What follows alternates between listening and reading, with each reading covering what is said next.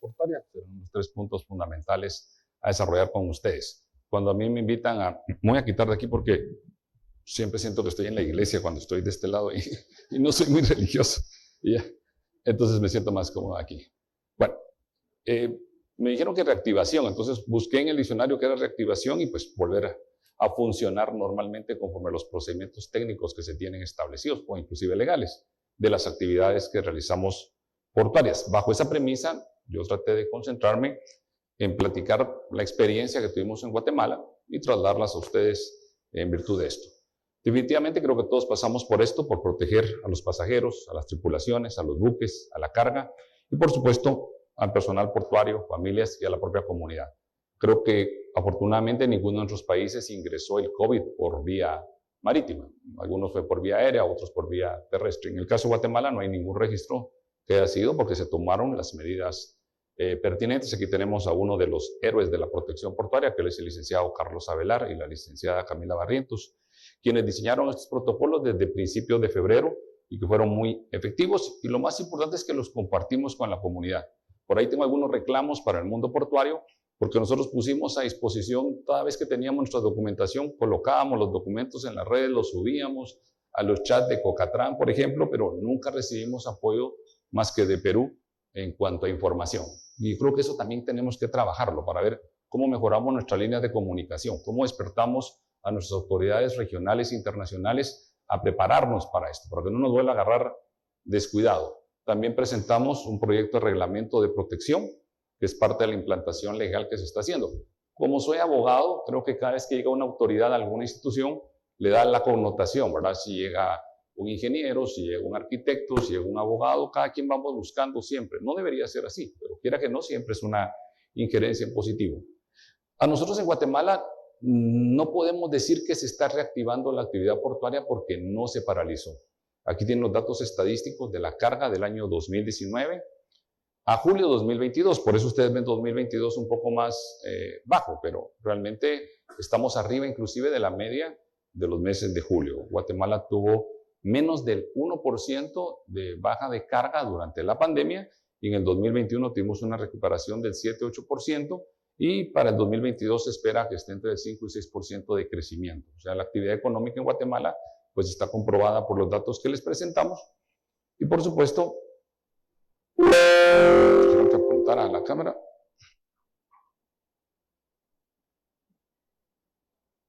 Ahí. Y por supuesto también respaldado por datos del Banco de Guatemala, el crecimiento económico que estamos teniendo en la materia. Estos son datos también comparativos a nivel centroamericano. Ustedes pueden ver los datos de los puertos de Panamá, pues con la gran diferencia que, pues, supone que en el caso de Guatemala la carga sí se consume dentro del país. O sea, se produce, se envía, se importa y se consume. Entonces, esa actividad económica también la vemos reflejada en la recaudación tributaria. Entonces, como conclusión, yo les podría decir que nosotros, en el caso de Guatemala, no nos estamos reactivando, sino que estamos mejorando la actividad portuaria. Yo tendría que terminar mi conferencia hasta aquí con estas conclusiones, muy breve, ¿ya? Pero no se emocionen porque me falta otra parte. Los puertos marítimos en Guatemala no cerraron ni un solo día. Yo me sumo siempre y tengo un compromiso con todo el personal portuario y marítimo de agradecerle en cada evento que tenga la oportunidad por ese sacrificio. Creo que todos perdimos familiares y amigos durante esta pandemia y pues esa tristeza la tenemos que volver a acción de trabajo. O sea, ¿qué hicimos bien y qué no hicimos? ¿Qué dejamos de hacer que pudo haber evitado muertes o pudo haber evitado pérdidas económicas? Porque también tenemos que hacer una reflexión y no solo venirnos a alabar en este tipo de eventos. Tenemos que trabajar y realmente materializarlos en resultados que nos den esos efectos. Y es lo que trato de hacer yo en estos breves minutos. O sea, ¿cuál es la experiencia de estar en primera línea?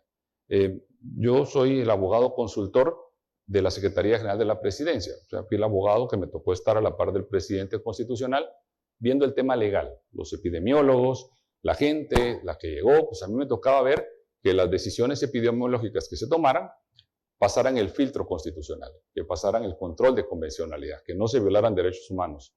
Nuestra experta en convenciones internacionales nos ponía los límites para poder habilitar los salvoconductos para la gente de mar. Guatemala siempre estuvo dispuesta a atender en cada momento las emergencias que se dieron en esa oportunidad y así lo comunicamos. Nosotros empezamos con esto y este es el punto de partida para nosotros siempre. Como decía, por la injerencia de abogado, pues yo me voy a la Constitución. En nuestro caso, el transporte marítimo y la actividad de portuaria está bajo responsabilidad de la jurisdicción de autoridades civiles. Algunas acciones las hace la Marina de la Defensa Nacional, pero por delegación misma. La Comisión Portuaria Nacional, como ya les decía, es una entidad asesora técnica y representativa, pero tenemos que analizarlo no solo a nivel nacional, sino a nivel regional, a nivel centroamericano. Y estos son parte de los organismos que nosotros integramos. Yo viví dos momentos porque me tocó a finales de enero empezar a prepararnos por lo que ya se escuchaba en la pandemia y me tocó en marzo a nivel nacional.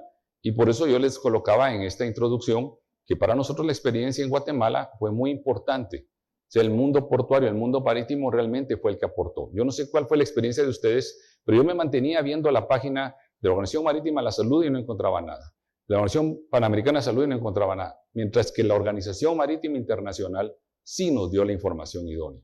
O sea, fue el organismo que yo podría dar fe en cualquier lugar que fue el que nos aportó información. Mi ente regional COCATRAM no nos aportó absolutamente nada. Sí, tengo que decirlo, sí nos aportó información, pero realmente yo recibí también mucho apoyo de la red PBIP y por eso el agradecimiento público a la red cuando nosotros estábamos preguntando qué se estaba haciendo a nivel portuario, fue el ente que realmente nos estuvo asesorando. Entonces yo puedo dar fe de esos temas, ya que la CPN, pues como ustedes saben, es la autoridad designada para la aplicación del Código Internacional y el Programa Internacional de Protección de Puertos con la Guardia Costera. Aquí tienen ustedes cuando Guatemala declaró el 5 de marzo de 2020 el estado de calamidad y nosotros empezamos a construir estas disposiciones presidenciales. Como pueden ver ustedes, creo que no se ve al final, pero puertos no cerró. Y lo pueden ver inclusive ya el 12 de abril de 2020, con la experiencia que íbamos acumulando y la información que íbamos obteniendo, se agregó obligatoriedad de continuidad de servicios ¿de quién? Del Sistema Portuario Nacional y de las entidades y sistemas de seguridad portuaria. Y ahí la importancia del OPIP. Yo estoy sorprendido cómo, en caso de Guatemala y de otros países que hemos platicado, el OPIP tomó la función de salud, porque nuestros ministerios de salud no estaban preparados para darnos los protocolos. O sea, en este caso de emergencias, en teoría, cuando se declara la pandemia, las autoridades de salud tendrían que haber llegado con la autoridad marítima. Aquí está su manual, su protocolo de salud, pero muchas de nuestras autoridades de salud no estaban preparadas ni para ellos mismos. ¿Y quién tomó la batuta? El OPIP. Hablábamos con Carlos que el OPIP cubre antinarcotráfico, contrabando. La OPIP se ha vuelto, ¿cómo me dijiste, Carlos? El Superman. Alguien te dijo que era el Superman. Yo he visto en los puertos que hubo un acto de infidelidad en el muelle, llamen al OPIP. Ya el OPIP ahora es el psicólogo, el terapista, el consejero. No consigo novia, llamen al OPIP.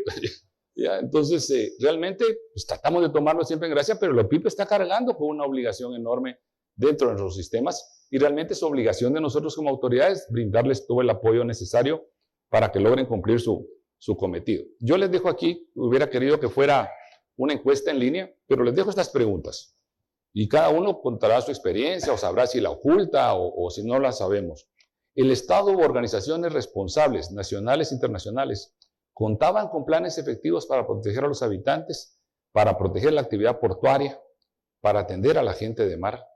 Y cuando esos planes se desarrollaron, se cumplieron los derechos humanos de esos trabajadores portuarios, se les dio garantías extras, porque es que la gente no se detuvo. La gente no se detuvo, mucha gente se fue a encerrar, pero aquí entre ustedes, como la capital, como todos ustedes, de frente nos tocó y nos arriesgamos y vimos, yo vi en el hospital que se construyó especialmente para esto a mucho profesional del Estado y empresarios y gente que no se detuvo, caer enfermos. Y eso siempre hay que reconocerlo. Por eso yo admiro cada vez que alguien lo menciona. Siguiendo con la encuesta, y ustedes sabrán si contestan o no, sobre protocolos y medidas en los puertos. ¿Ustedes recibieron orientación oportuna de los organismos internacionales que tenemos? ¿Realmente nos ayudaron, nos dieron los elementos o nos tocó solo? Esos planes o medidas que construimos, los aportamos, los comunicamos, porque es que el derecho marítimo, la actividad marítima, la actividad portuaria es eminentemente internacional. No hay forma de que yo pueda pensar en una medida si yo no pienso en el puerto de Veracruz, si yo no pienso en el puerto de Acajut, si mis vecinos no solo son mi competencia en actividad, son mis socios, son mis amigos, son mis compadres, mis paisanos, somos una misma comunidad. Pero yo, como les digo, no recibí tanta ayuda de ustedes. Y nosotros, país pequeño, sí tratamos de compartirlo. Y creo que tenemos que escribirlo, aceptarlo y dejar una ruta establecida, un código de emergencia. Yo, pues, afortunadamente tengo un hermano grande aquí a la par, que es México. y ya tengo una buena comunicación con ellos. Ahora ya sé a quién le puedo preguntar a la hora de una emergencia, pero yo tengo que dejar esos protocolos establecidos para la autoridad que venga después de mí. Recuérdense que muchos de nosotros aquí tenemos cambios de gobiernos y ahí cambian las autoridades. Y si no se deja establecido, aprovechando la red PBIP como ente de concentración, y ya le estoy trasladando la responsabilidad a Carlos, pero tenemos que hacerlo, porque esto ojalá no se dé. Pero todos ustedes han escuchado de que esto parece que va a haber una segunda, una tercera o nuevas modalidades que no sabemos cuáles irán a ser. Reactivación económica. En sus países, cuando su ministro de Economía o su secretario de Economía diseñó los planes económicos, los llamó a ustedes como expertos de seguridad y protección para que ustedes aportaran su propia visión, porque muchas veces dejan relegada esta actividad, siendo nosotros, en el caso de Guatemala, el 80% del comercio es vía marítima. Entonces, todo esto lo tenemos que verificar. Tenemos que hacer una revisión si los órganos especializados cumplieron su misión, sus funciones, sus atribuciones. Ah, no, Mar, ya no toques ese tema, eso ya pasó. Mira hacia adelante, avancemos. No, porque si no miramos qué nos salió mal, lo podemos repetir de nuevo. Y es que lo que ustedes tienen en sus manos, lo que nosotros tenemos en nuestras manos, es la protección de personas. ¿Ya? Son seres humanos los que nos han confiado. En el caso de los funcionarios públicos es un doble deber el que tenemos en la función pública. ¿Se generaron oportunamente esas informaciones? Pues yo digo que tenemos que analizar e impulsar los cambios, pero no aquellos discursos políticos o de ver quién queda bien, qué mal. Tomemos, sentémonos, trabajemos, pongamos una ruta que podamos seguir sin necesidad de ir a pedir permiso a cada una de nuestras autoridades superiores, porque la comunicación está permitida en todas nuestras funciones estatales. Guatemala tiene 4 puertos, un pesquero de nivel nacional y 3 puertos internacionales, pero como les decía, yo lo tengo que analizar regionalmente. Yo tengo que pensar en mi región. Soy guatemalteco, soy centroamericano, pero también soy latinoamericano. Tengo que pensar también, en el caso aquí de Veracruz, por ejemplo, con todos los puertos que tenemos. El tercer socio comercial de Guatemala es México. Nuestro principal socio es Estados Unidos, el segundo es Centroamérica y el tercero es México. Entonces, la comunicación económica es eminentemente inmersa con México. Y ahí es donde, pues, de nuevo, la red PBIP nos puede ayudar. Y ya lo citaron algunos. Aparte de eso, enfrentamos retos no portuarios. ¿Qué hacemos nosotros los portuarios? Defendiéndonos del crimen organizado, defendiéndonos del narcotráfico que tenemos que enfrentar. Un buen vínculo que tiene la Comisión Portuaria es con Naportec en Guayaquil. Fue las primeras personas que vieron nuestros protocolos, nos invitaron en plena pandemia a Guayaquil, trabajamos en conjunto también con ellos. Entonces realmente nosotros estamos para servir, pero no podemos tener una mentalidad de solo servir a nuestra nación, porque ya todos lo sabemos aquí, nuestra actividad es eminentemente internacional y nos están cargando muchas responsabilidades que no deberían ser las funciones de los puertos, pero que es una realidad y se han convertido. ¿Y a quién van a llamar? A LOPIP, para que solucione todo esto.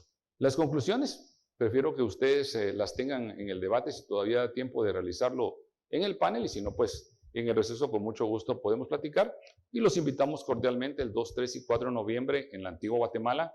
Tenemos el 23º Congreso Internacional de Derecho Marítimo. Guatemala es la sede por 2 años del Instituto Iberoamericano de Derecho Marítimo y el 16º Congreso Marítimo Portuario de la Comisión Portuaria Nacional. Y de nuevo agradecer la oportunidad de poder platicar con ustedes estas ideas con la brevedad del tiempo para poder aprovechar la discusión. Muchísimas gracias.